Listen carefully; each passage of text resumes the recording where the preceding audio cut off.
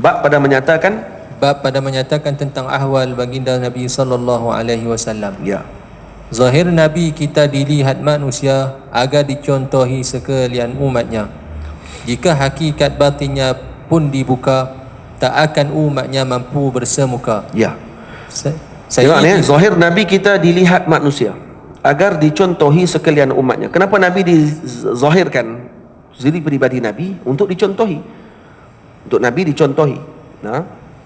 Namun kalau kata Allah Ta'ala menunjukkan hakikat apa yang ada pada Rasulullah, umat tak akan mampu berhadapan dengan Rasulullah sallallahu alaihi wasallam.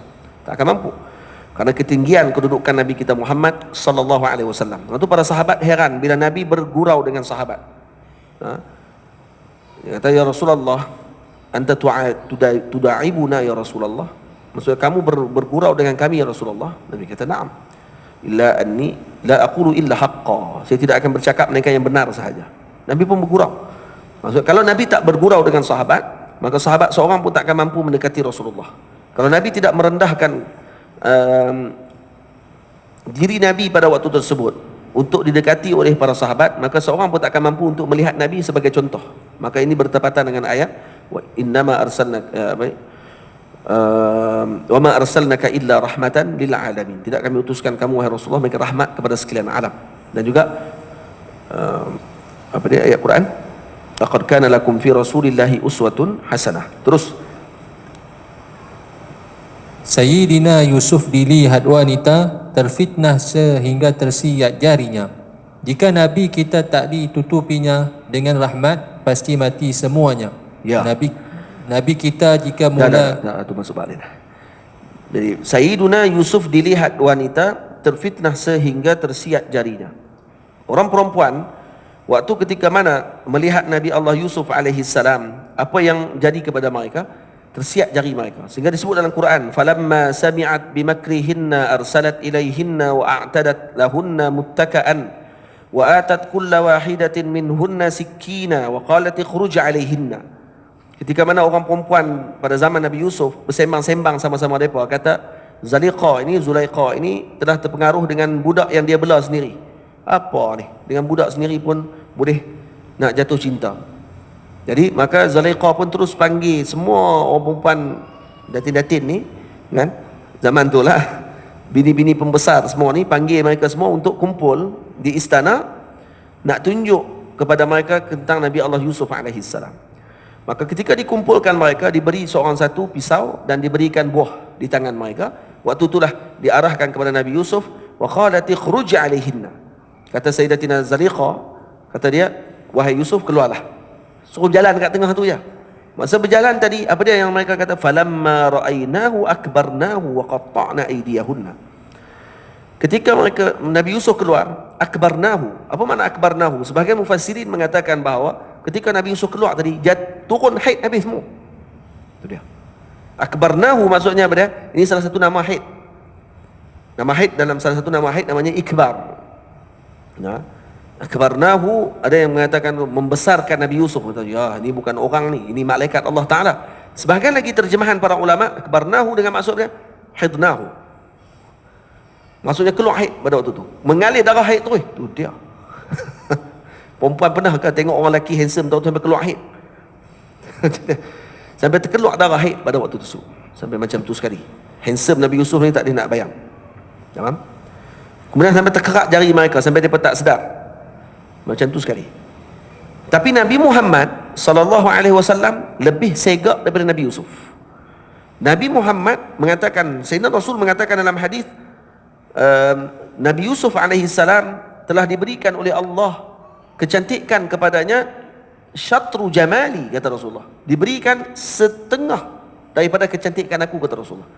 Maksud Nabi diberikan al-kamal, kesempurnaan, kecantikan. Sayyidina Yusuf setengah saja. Setengah pun perempuan keluar haid dah. Ketika tengok dia keluar haid, ketika tengok dia terkerak jari.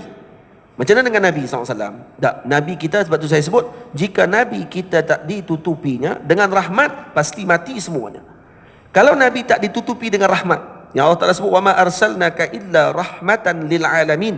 Kecantikan Nabi rahmat.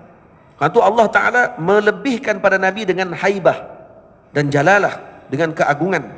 Ini menutupi kecantikan Rasulullah. Maka umat memandang Nabi dengan haibah, memandang Nabi dengan kehebatan, memandang Nabi dengan keagungan, bukan memandang Nabi dengan kecantikan. Seperti mana yang dimenangkan pada Yusuf adalah pada kecantikannya beliau. Nabi kalau dilihat pada cantik sahaja pada Rasulullah, umat kata para ulama bukan mengerak jari, tapi mereka akan memotong jantung mereka dan bunuh diri pada waktu tersebut. Faham? Kerana cantiknya Rasulullah. Tak nak bayang.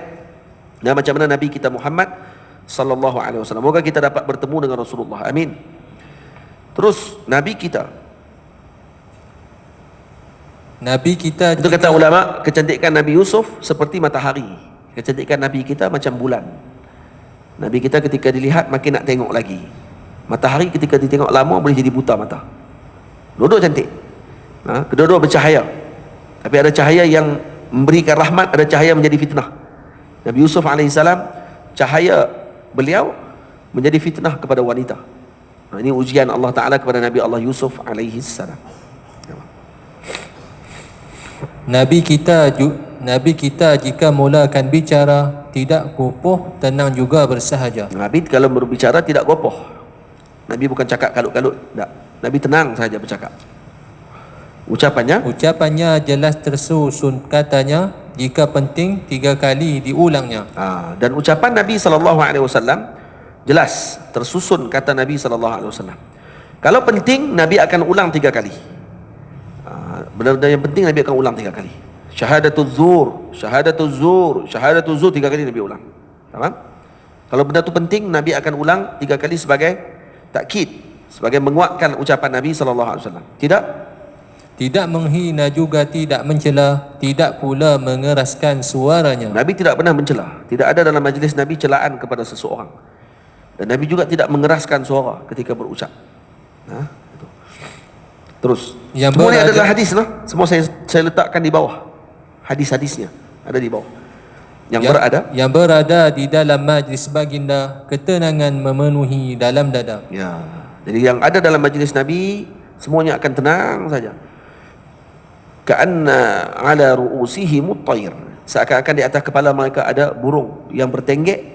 Tenangnya para sahabat duduk dalam keadaan yang beradab, sehingga seakan-akan ada burung di atas kepala mereka. Karena burung tak akan duduk di atas orang yang bergoyang.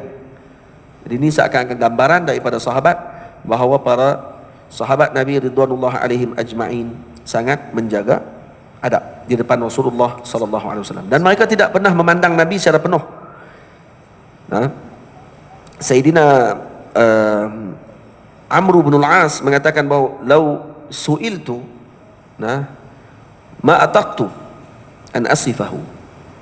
Kalau saya ditanya, maka saya tidak mampu untuk mensifatkan Nabi SAW. Kalau tanya macam mana rupa Nabi, saya tak mampu nak cerita. Karena apa? Karena saya tidak pernah melihat Nabi secara penuh.